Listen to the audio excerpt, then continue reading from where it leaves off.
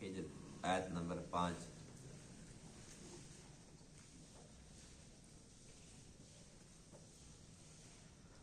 اعوذ باللہ من الشیطان الرجیم،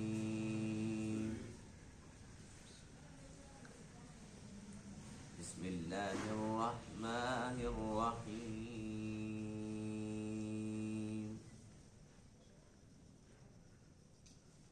وقالوا يا أيها الذي نزل عليه الذكر إنك لمجنون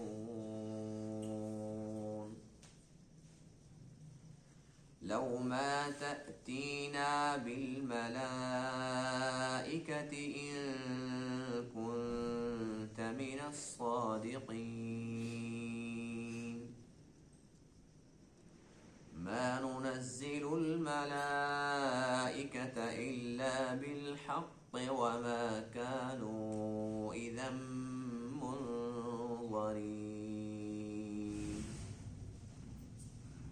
إنا نحن نزلنا الذكر وإنا له لحافظون۔ صدق الله العظيم۔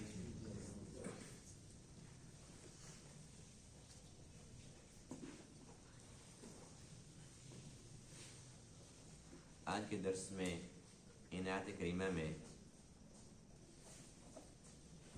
کفار و مشرکین کی گستاخیوں کا تذکرہ ہے جو انہوں نے اللہ کے نبی کی شان میں کی۔ اس سے بڑی گستاخی کی بات کیا ہو سکتی ہے کہ یہ لوگ حضور علیہ الصلوۃ والسلام کو مجنون، دیوانہ کہتے تھے، نعوذ باللہ من ذالک، اور پھر یہ اس بات کی دھمکی دیتے تھے کہ اگر آپ واقعی اللہ کے سچے نبی ہیں تو پھر آپ ایسا کریں کہ ہمارے پاس فرشتے لے کر آئیں، وہ فرشتے آپ کی نبوت کی، رسالت کی گواہی دیں، پھر ہمیں یقین آئے گا، ورنہ ہم نہیں مانتے۔ اور اس کے ساتھ ساتھ قرآن مقدس کی بھی توہین کرتے تھے اور کہتے تھے کہ یہ اپنی طرف سے بنایا ہوا ہے، یہ اللہ کا کلام نہیں ہے۔ تو اللہ تعالیٰ نے ان کی گستاخیوں کا جواب بہت پیارے انداز سے دیا۔ ارشاد فرمایا کہ ہم فرشتے اتار سکتے ہیں، لیکن جب فرشتے اتار دیتے ہیں اس کے بعد پھر مہلت ختم ہو جاتی ہے۔ ابھی تک تو مہلت چل رہی ہے نا، ان کے لیے توبہ کا دروازہ کھلا چھوڑ دیا ہے، لیکن جب یہ لوگ فرشتوں کو بھی دیکھ لیں گے اور پھر بھی نہیں مانیں گے تو پھر سوائے اللہ کے عذاب کے اور کوئی راستہ باقی نہیں رہے گا۔ باقی رہی قرآن مقدس کی بات، اللہ فرماتے ہیں کہ اس کو اتارا بھی ہم نے ہے اور اس کے محافظ بھی ہم خود ہیں۔ اگر یہ اللہ کا کلام نہ ہوتا، کسی انسان کا ہوتا، تو جس طریقے سے تورات، زبور، انجیل اور دوسرے آسمانی صحیفے اپنی اصلی حالت کے اندر موجود نہیں ہیں تو قرآن کے اندر بھی تحریف ہو جاتی، یہ بھی اصلی حالت کے اندر نہ رہتا، لیکن یہ اصلی حالت کے اندر ہے اور تا قیامت رہے گا۔ دنیا کی ساری طاقتیں، سارا کفر مل کر بھی اس قرآن مقدس کو نہ ختم کر سکتا ہے، نہ اس کے اندر رد و بدل کر سکتا ہے، نہ ایک نقطہ بڑھا سکتا ہے، نہ یہاں سے گھٹا سکتا ہے۔ تو اللہ فرماتے ہیں کہ یہ اس بات کی بہت بڑی دلیل اور واضح دلیل ہے کہ یہ کلام ہمارا ہے، اس کے اتارنے والے بھی ہم خود ہیں اور اس کی حفاظت کرنے والے بھی ہم خود ہیں۔ وقالو، اور ان لوگوں نے کہا، یا ایھا الذی، اے وہ شخص، نزل علیہ الذکر، جس پر ذکر اتارا گیا، ذکر سے مراد قرآن مقدس ہے، یعنی کہ اے وہ شخص جس پر قرآن اتارا گیا، یعنی کہ اللہ کے نبی کو یہ بلا رہے ہیں، انک لمجنون، بے شک آپ البتہ دیوانے ہیں۔ لو ما تأتینا بالملائکہ، آپ کیوں نہیں لے آتے ہمارے پاس فرشتے، ان کنت من الصادقین، اگر آپ سچوں میں سے ہیں۔ اللہ نے جواب یہ دیا ما ننزل الملائکۃ، ہم نہیں اتارتے فرشتوں کو الا بالحق، مگر حق کے ساتھ، وما كانوا اذا منظرین، اور اس وقت یہ نہیں ہوں گے مہلت دیے ہوئے لوگوں میں سے، یعنی کہ فرشتے تو ہم اتار دیں گے لیکن پھر اس کے بعد مہلت ختم ہو جائے گی۔ اور رہی بات قرآن مقدس کی تو اس کا جواب یہ سن لیں، انا نحن نزلنا الذکر، بے شک ہم نے اتارا قرآن مقدس کو، ذکر کو یعنی کہ قرآن مقدس کو، وَإِنَّا لَهُ لَحَافِظُونَ، اور بے شک ہم البتہ اس کے محافظ ہیں۔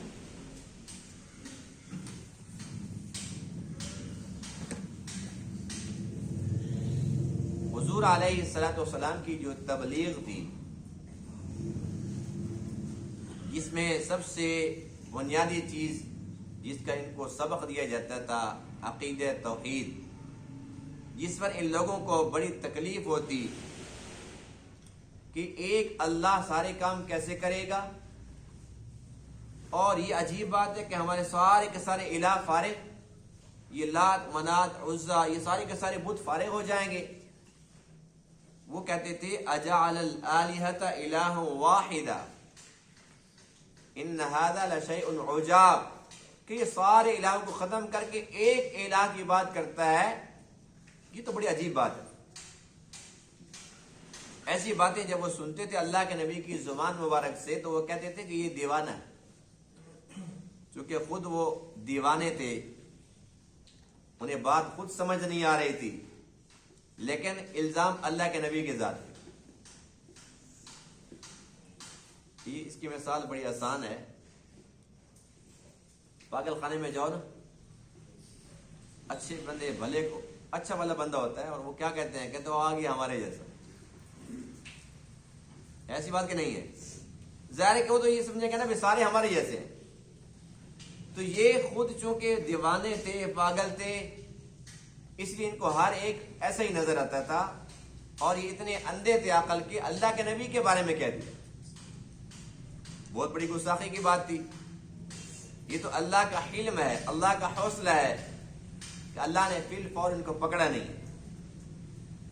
بہرحال یہ جب بھی کبھی ایسی بات سنتے تو اس بات پر انہیں بڑا تعجب ہوتا، اور پھر کبھی کبھی ایسا ہوتا اللہ کے نبی ان سے فرماتے کہ میں اللہ کا نبی ہوں، میں اللہ کا رسول ہوں، میں خاتم النبیین ہوں، تو اس بات پر یہ لوگ کہتے تھے عجیب بات ہے، آپ کے پاس تو کچھ ہے ہی نہیں،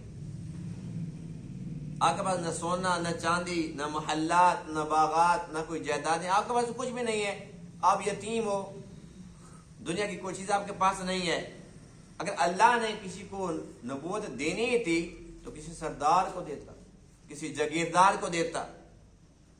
اب یہ بات بھی ان کی احمقانہ تھی، لیکن ان کے خیال میں یہ بڑی اچھی بات تھی، بڑی قیمتی بات تھی۔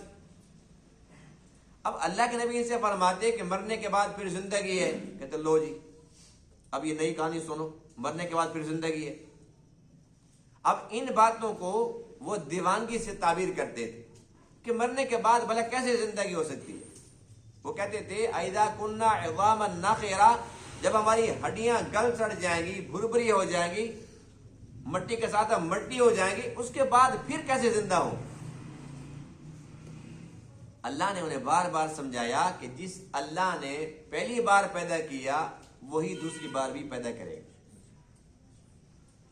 لیکن ان کو یہ بات سمجھ نہیں آتی تھی۔ اب یہ تو مان رہے نا کہ وہ ہڈیاں ہیں، وہ گل سڑ گئی ہیں، اب یہ ہڈیاں تو ہیں، جب یہ ہڈیاں نہیں تھی، نام و نشان نہیں تھا، تب اللہ نے پیدا کر دیا، اب نام تو ہے کہ یہ فلانے کی ہڈی ہے،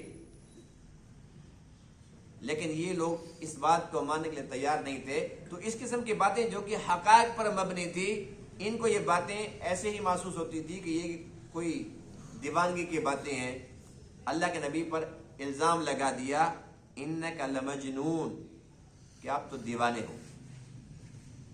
پھر کہتے تھے چلو ہم مان لیتے ہیں، آپ کی باتیں مان لیتے ہیں، لیکن کوئی پروف تو، کوئی بہت بڑی واضح دلیل ہو۔ باتیں تو بے شمار ہیں، لیکن جو آج کے درس کے اندر جس کا تذکرہ ہے وہ یہ کہ فرشتے آپ لے کر آؤ ہمارے پاس۔ لَوْ مَا تَأْتِينَا بِالْمَلَائِكَةِ إِن كُنْتَ مِنَ الصَّادِقِينَ، اگر آپ سچے نبی ہیں تو آپ فرشتوں کو ہمارے سامنے حاضر کر دیں، فرشتے گواہی دیں۔ اللہ فرماتے ہیں کہ میں فرشتے تو اتار دوں، کچھ مشکل نہیں ہے، فرشتے تو میں اتار دوں گا، لیکن جب فرشتے اتر جاتے ہیں وَمَا كَانُوا إِذًا مُنظَرِينَ، تب ان کے لیے پھر مہلت ختم ہو جائے گی۔ جس طریقے سے بنی اسرائیل نے حضرت عیسیٰ علیہ السلام سے مطالبہ کیا تھا، مطالبہ بڑا عجیب تھا، سورہ مائدہ کے اندر ہے، هل يستطيع ربك، کیا تیرا رب طاقت رکھتا ہے؟ رب کے بارے میں کہہ رہے ہیں، هل يستطيع ربك، تیرا رب طاقت رکھتا ہے، استطاعت رکھتا ہے، ان ينزل علينا مائدة من السماء، آسمان سے ایک دسترخوان اتارے جس پر بڑے اچھے اچھے کھانے لگے ہوئے ہو، کیا تیرا رب طاقت رکھتا ہے؟ عیسیٰ نے فرمایا کہ کیوں نہیں، وہ تو قدرت والا رب ہے، شان والا رب ہے، اس کے لیے کیا مشکل کام ہے؟ کہنے لگے کہ بس اب اللہ تعالیٰ سے بات کریں۔ عیسیٰ علیہ السلام نے جب اللہ تعالیٰ سے بات کی، دعا کی، ربنا انزل علینا مائدۃ من السماء، یہ والی دعا، اے اللہ تو دسترخوان اتار دے، تو اس پر اللہ نے پتہ کیا جواب دیا؟ قال اللہ انی منزلها علیکم، اللہ فرماتے کہ اب میں اس کو اتارنے لگا ہوں، میں اتار دیتا ہوں۔ فمن یکفر بعد منکم، اس کے بعد کسی نے اگر کفر کیا، فانی اعذبہ عذابا لا اعذبہ احدا من العالمین، تو اس کو میں عبرت کا نشان بنا دوں گا، سزا اتنی خطرناک دوں گا، اتنا بڑا عذاب دوں گا کہ ایسا میں نے کسی کو پہلے نہیں دیا۔ یہ تو اللہ کا امتحان ہو گیا نا، اللہ ایسا کر سکتا ہے، اللہ کیوں نہیں کر سکتا؟ جب ایک بندہ کہتا ہے جی میں تو تب مانوں گا اللہ تعالیٰ دسترخوان اتارے آسمان سے ہمارے سامنے آئے، اس پہ کھانے لگے ہوئے ہوں، اب ظاہر ہے کہ اللہ تعالیٰ یہ کام بھی کر دے، اور پھر بندہ کھائے بھی اور کہہ جی میں نہیں مانتا، اللہ چھوڑے گا پھر؟ دیکھو جو ایمان ہے نا، ایمان کی حقیقت کیا ہے؟ ایمان کی حقیقت اتنی سی ہے، الذین یؤمنون بالغیب، غیب پر ایمان ہے، یعنی کہ اللہ نظر نہیں آئے گا، اللہ نظر نہیں آتا، اس کی قدرت کے نظارے نظر آتے، اللہ کے رسولوں کو ہم نے دیکھا ہے، مرنے کے بعد کی زندگی کو دیکھا ہے، عذاب قبر، ثواب قبر، جنت جہنم، فرشتے، کچھ بھی تو نہیں دیکھا، لیکن دیکھنے سے زیادہ یقین ہے،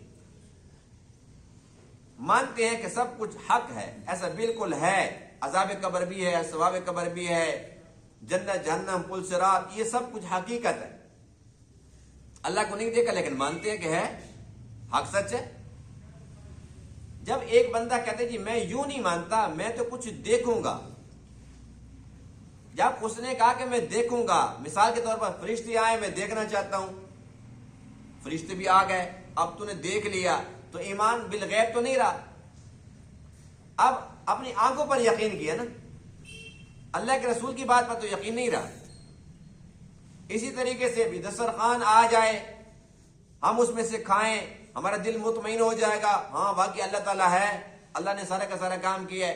جب اللہ سارا کام کر دے تو اب تو ظاہر سی بات ہے کہ اللہ بے شک نظر نہیں آیا، اللہ نے قدرت تو سامنے دکھا دی ہے۔ اب اگر انسان مانتا ہے تو ایمان کا یہ اعلیٰ درجہ نہیں ہے، ادنا درجہ ہو جاتا ہے، کیونکہ دیکھ کر مانا۔ اصل ماننا اس چیز کا نام ہے کہ بات سمجھ آئے یا نہ آئے، لیکن انسان پھر بھی مان لے کہ میرا نبی سچ ہے، میرے اللہ کی بات سچی ہے، اللہ کے نبی کی بات سچی ہے، میرے دماغ میں بات آئے نہ آئے، بات سمجھ آئے نہ آئے، بس حق سچ ہے، آمنا و صدقنا، ایمان اس چیز کا نام ہے۔ تو اللہ فرماتے ہیں کہ ہم فرشتوں کو تو اتار دیں لیکن پھر مہلت ختم، پھر مہلت نہیں ہو۔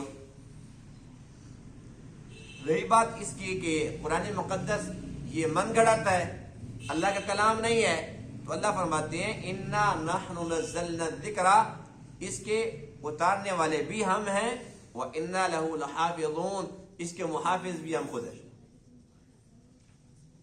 اگر یہ آیت نہ ہوتی اللہ کی طرف سے اتنا بڑا اعزاز نہ ہوتا تو شاید قرآن بھی اصلی حالت کے اندر نہ ہوتا. لیکن یہ آیت ہمیں بتلا رہی ہے الحمدللہ الحمدللہ ساری دنیا کے سارے کافر مشرک منافق اکٹھے ہو جائیں، اربوں نہیں خربوں ڈالر لگا دیں، اس قرآن کے اندر وہ تحریف نہیں کر سکتے، اس لیے کہ اللہ اس کا محافظ ہے. اور اللہ تعالیٰ نے اس کی حفاظت کیسے فرمائی ہے؟ اللہ فرماتے ہیں بل ہوا آیات بینات فی صدور الذین اوتوا العلم، جو اہل علم ہیں میں نے ان کے سینوں کے اندر اس کو محفوظ کر دی. اب اگر ساری دنیا کے اندر جتنے بھی قرآن کے نسخے ہیں چھپے ہوئے ہیں، اللہ نہ کرے نعوذ باللہ من ذالک، اگر ایسا ہو کہ یہ سارے کے سارے کافر ان کو ختم کر دیں، قرآن تو پھر بھی ختم نہیں ہو سکتا. جو سینے کے اندر اللہ نے محفوظ کر دی ہے وہ وہاں سے کیسے نکالیں گے؟ اور ہر دور کے اندر لاکھوں کی تعداد کے اندر مسلمان قرآن کے حافظ رہتے ہیں الحمدللہ، اور تا قیامت رہیں گے.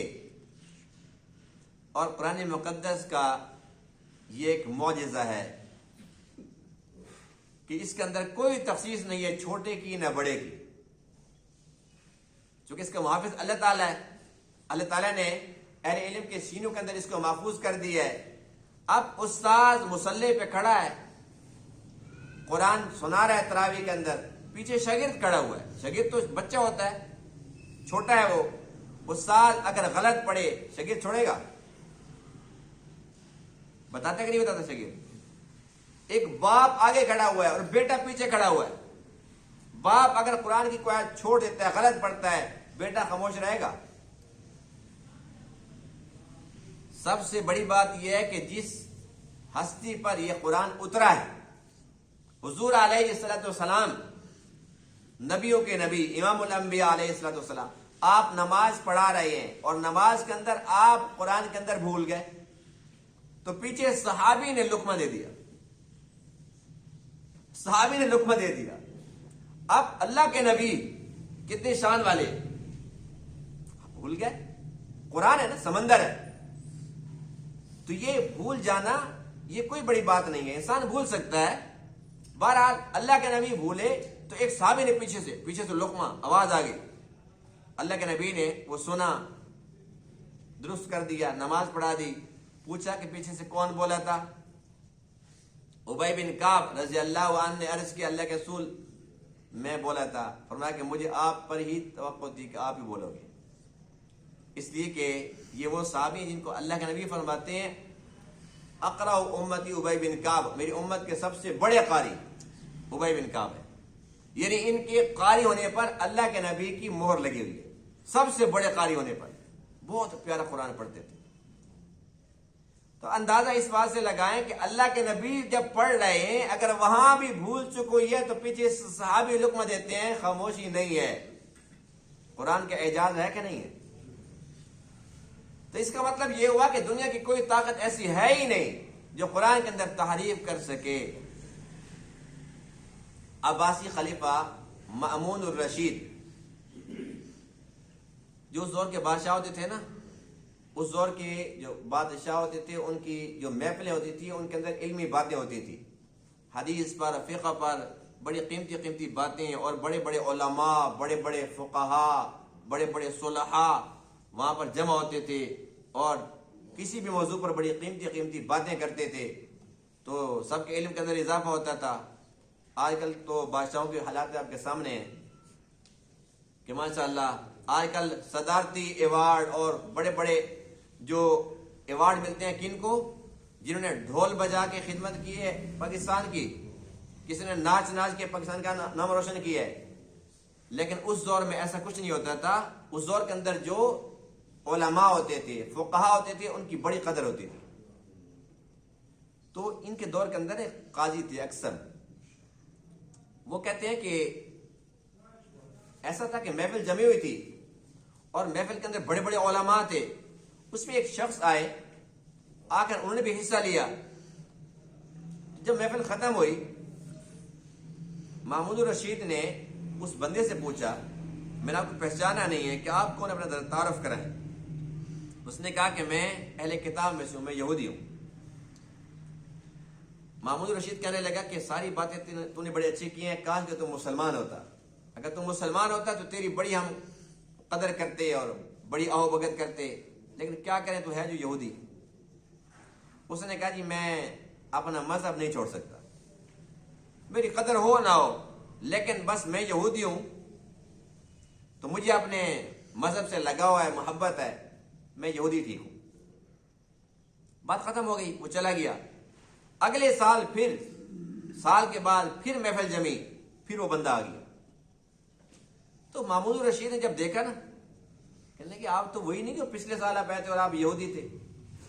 کہتے ہیں ہاں جی میں ہوں وہی، لیکن اب یہودی نہیں ہوں، اب میں مسلمان ہوں۔ تو محمود رشید کہنے لگا کہ میں نے اتنی بڑی بات کی تو میری بات کو تو نے رد کر دیا کہ میں یہودیت کبھی بھی نہیں چھوڑ سکتا، تو اب یہ کیا وجہ، کسی نے کچھ کہا بھی نہیں ہے اور تم مسلمان بھی ہو گیا۔ اس نے کہا جی بس جب آپ نے بات کی نا تو پھر اس پر میں نے بڑا سوچا، سوچنے کے بعد پھر میں نے فیصلہ کیا کہ کسی کی سنی سنائی میں آ کے بندہ مذہب نہ چھوڑے، بندہ تحقیق کرے پھر چھوڑے۔ تو میں نے تحقیق کی اور تحقیق کے بعد پھر میں مسلمان ہوا۔ محمود رشید نے کہا کہ تو نے کیا تحقیق کی؟ اس نے کہا میں نے جو فارمولہ اپنایا نا چیک کرنے کا وہ یہ تھا، سب سے پہلے میں نے تورات کو لکھا، تورات میرے پاس تھی، میں نے اس کی نقل کی، اس کے اندر کچھ میں نے بڑھا دیا، کچھ گھٹا دیا، سارا کام کر کے اس کے بعد پھر میں نے جو اہل کتاب تھے ان کو پیش کی، جی یہ تحفہ میری طرف سے۔ انہوں نے اس کو چوما چاٹا اور اس کو سائڈ پر رکھ دیا، کہنے کہ جی ماشاءاللہ ماشاءاللہ، اللہ قبول فرمائے۔ بڑی داد دی، بڑی عزت ہوئی، بڑی حوصلہ افزائی کی میری۔ اس کے بعد پھر میں نے کیا کیا کہ میں نے انجیل کو پکڑا، پھر اس کے اندر میں نے یہی کچھ کیا، کچھ میں نے باب نکال دیے، کچھ بڑھا دیے، اس کے اندر میں نے کھول کے تعریف کی۔ پھر میں نے عیسائیوں کے پاس وہ کتاب پیش کی، یہ لو جی میں نے بڑی محنت کی آپ کے لیے، یہ لے انجیل کا نسخہ۔ انہوں نے اس کو دیکھا، کھولا، پڑھا، ماشاءاللہ ماشاءاللہ، چوما چاٹا، اس کو رکھ دیا، بڑی حوصلہ افزائی کی، داد دی، بڑی شاباش ملی۔ لیکن اس کے بعد پھر میں نے قرآن پہ اپنا ہاتھ سیدھا کیا، قرآن کو میں نے اٹھایا، پھر میں نے اس میں سے کچھ آیتیں آگے پیچھے کر دی، کچھ نکال دی، قرآن میں تحریف کر کے پھر میں نے مسلمانوں کے پاس جا کر نا یہ پیش کر دیا، جی میں نے قرآن کی خدمت کی ہے، اللہ تعالیٰ قبول فرمائے، یہ قرآن لے لیں آپ۔ انہوں نے کہا جی ہم اس کو چیک کر لیں؟ ہاں جی بالکل چیک کرو۔ کہتے جی انہوں نے جب کھولا، پڑھا، انہوں نے قرآن بند کر کے مجھے دے دیا کہ اس کو اپنے پاس رکھو، یہ ہمارے مطلب کا نہیں ہے۔ کہتے بس یہ بات میرے ایسے دل پہ لگی، میں سے اتنا متاثر ہوا، میں کہ بات تو بڑی عجیب ہے، تورات جیسی ان کو ملی کہتے ٹھیک ہے، انجیل کو میں نے جو کچھ کیا اس کی جیسے میں نے حجامت کی انہوں نے کہا ٹھیک ہے، قرآن کے اندر میں نے تھوڑا سا اونچ نیچ کیا، انہوں نے کہا نہیں۔ تو میں سمجھ گیا کہ اس کا محافظ اللہ تعالیٰ خود ہے۔ مجھے یقین ہو گیا کہ یہ سچا مذہب ہے اور یہ کتاب اللہ تعالیٰ کی سچی کتاب ہے، لا ریب کتاب ہے، اس کا اتارنے والا بھی اللہ ہے، اس کا محافظ بھی اللہ ہے۔ یہ بات تو یہاں تک ختم ہو گئی۔ اس کے بعد پھر قاضی اقسم جو تھے وہ کہتے ہیں کہ میں جب حج پر گیا تو وہاں پر ایک امام مجھے ملے، امام سفیان بن عیینہ رحمہ اللہ۔ یہ امام اعظم ابو حنیفہ رحمہ اللہ کے شاگرد ہیں اور امام بخاری رحمہ اللہ کے استاد ہیں، بہت بڑے محدث تھے، بہت بڑے فقیہ تھے، بڑے امام تھے۔ تو قاضی صاحب نے ان سے بات کی کہ ایسے ایسے محمود رشید کے پاس ایک سال بندہ آیا، پھر دوسرے سال آیا، پھر ساری کی ساری بات بتلائی۔ اس نے کہا جی یہ بات تو ہونی بھی ایسی تھی۔ اس نے کہا جی وہ کیسے؟ اس نے کہا آپ نے قرآن نہیں پڑھا، قرآن میں اللہ فرماتے ہیں جب بات تورات کی آتی ہے تو اللہ فرماتے ہیں بِمَسْتُحْفِظُوا مِن کتاب اللہ، کہ اللہ تعالیٰ نے تورات کی حفاظت کی ذمہ داری ان پر ڈالی تھی اور یہ اس مشن کے اندر ناکام رہے، یہ اس کی حفاظت نہیں کر سکے۔ جب اللہ کا قرآن کہہ رہا ہے کہ تورات کے محافظ یہی خود تھے، اللہ نے ان کے ذمہ لگایا تھا، اور جب بات قرآن کی تو اللہ فرماتے ہیں اِنَّا نَحْنُ نَزَّلْنَا الذِّكْرَ وَإِنَّا لَهُ لَحَافِظُونَ، اس کے اتارنے والے بھی ہم ہیں، اس کے محافظ بھی ہم ہیں۔ تو یہ تو ہونا تھا، اس نے جو کچھ تورات کے ساتھ کیا بالکل ٹھیک ہے، انہیں قبول کرنی تھی، جو کچھ انجیل کے ساتھ کیا انہوں نے قبول کیا، کرنی تھی، لیکن قرآن کی جب حفاظت اللہ کے ذمے تھی تو یہ کیسے ممکن تھا کہ اس کے اندر یہ تعریف کرتا اور اس کو قبول کر لیتے؟ قاضی اکثر فرماتے ہیں کہ مجھے یہ بات امام سفیان بن عیینہ کی بڑی دل کو لگی کہ بات تو بڑی قیمتی کی ہے، بڑی پتہ کی بات کی ہے۔ تو ہم کتنے خوش نصیب ہیں الحمدللہ کہ ہمارے پاس قرآن مقدس اصلی حالت ہے، ہم کتنے خوش نصیب ہیں۔ لیکن دوسری جانب دیکھیں تو بد نصیبی کی بھی انتہا ہے کہ جن کے پاس تورات اصلی حالت میں نہیں ہے وہ چمٹے ہوئے ہیں تورات کے ساتھ، جن کے پاس انجیل اصلی حالت میں نہیں ہے وہ انجیل پر فدا ہے۔ ایک ہم مسلمان ہیں بد نصیب قوم کہ ہمارے پاس قرآن اصلی حالت کے اندر موجود ہے لیکن ہم نے اس کو پس پش ڈال دیا۔ پوری دنیا کے اندر کہیں پر قرآن کا نظام 100% نافذ نہیں، سب سے بڑے مخالف ہم خود ہیں۔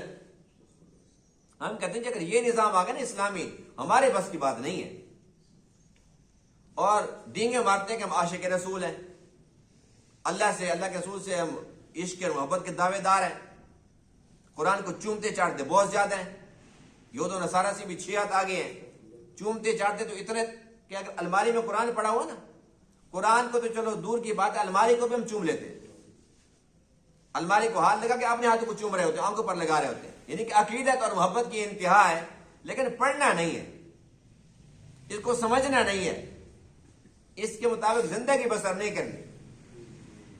یہی وجہ کہ آج پوری دنیا کے اندر مسلمان پیٹ رہا ہے، اور پوری دنیا کے اندر مسلمان اس وقت ظلم کی چکی کے اندر پیس رہا ہے۔ تو بہت بڑی وجہ یہی ہے کہ آج ہم نے قرآن کے اوپر سے پوچھ ڈال دیا۔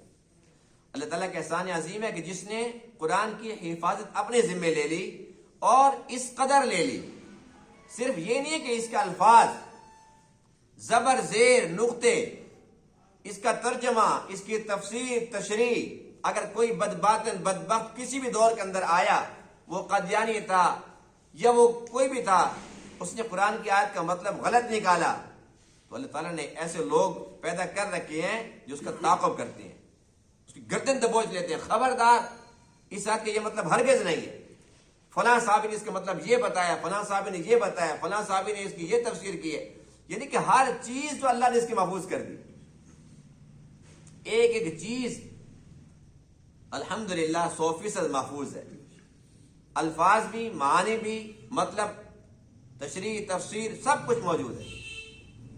تو پھر ہمیں تو چاہیے کہ بس ہم اس پر فدا ہو جائیں، لیکن ہم کہتے ہیں جی بس ہر رکعت کے اندر قل واللہ پڑھتے رہیں گے اور زندگی گزار دیں گے۔ شکر ہے قل واللہ آدمی تھی، یعنی کہ یہ ایک صورت ہم بچوں کو یاد کراتے ہیں نا، سورہ فاتحہ کے بعد قل واللہ پڑھنی، قل واللہ پڑھ کے ہمارے دانت گھس گئے، لیکن دوسری صورت یاد نہیں کی۔ چھوٹی چھوٹی صورتیں ہیں، آخری 10 صورتیں تو کم سے کم آنی چاہیے، نہیں تو آخری پارہ تو ہر بندے کو یاد ہونا چاہیے، کوئی حافظ ہو یا نہ ہو۔ آخری پارہ کتنا آسان ہے، چھوٹی چھوٹی صورتیں ہیں، وہ تو سب کو زبان یاد ہونے چاہیے۔ اور قرآن مقدس کے اور کافی سارے پارے ہیں، تو اس میں سے ایک ایک عدد رکوع، سورہ یاسین، سورہ ملک، سورہ واقعہ، یہ صورتیں تو ہر مسلمان کو یاد ہونی چاہیے، بچیوں کو بھی، بچوں کو بھی۔ لیکن یہ تو تب ممکن ہے کہ جب ہماری توجہ ہو، یہ تب ممکن ہے جب ہمارا کچھ عزم ہو قرآن کے ساتھ زندگی گزارنے کا۔ اس بات کی ضرورت ہے کہ نہیں ہے؟ تو ہم آج سے عزم کریں کہ قرآن مقدس کی کچھ صورتیں زبانی یاد کریں گے۔ اب تو بڑا آسان کام ہے، ہر بندے کے موبائل کے اندر بھی قرآن ہوتا ہے، اور قرآن یعنی کہ ہم دیکھ کے پڑھ بھی سکتے ہیں اور سن بھی سکتے ہیں، اصلاح بھی کر سکتے ہیں۔ اچھا بندہ اپنی ریکارڈنگ کر لیتا ہے، اس کے بعد پھر بندہ قرآن کو دیکھ کر اس کے بعد سنتا ہے، یعنی کہ ہزاروں طریقے ہیں۔ اب تو بڑا کام آسان ہو گیا ہے، بعض نیت اور عزم کی ہے کہ ہم نیت کریں کہ کچھ نہ کچھ قرآن کو ہم یاد کریں گے، انشاءاللہ کریں گے کہ نہیں کریں گے، اور اس کے مطابق زندگی بھی بسر کرنی ہے۔ یہ سب سے اعلیٰ درجہ ہے، کیونکہ نجات اسی کے اندر ہے، کامیابی اسی کے اندر ہے، اور ہمیشہ ہمیشہ کی ترقی اسی کے اندر ہے۔ اللہ تعالیٰ تمام باتوں کو سمجھنے عمل کرنے کی توفیق عطا فرمائے۔ وآخر دعوانا الحمدللہ رب العالمین۔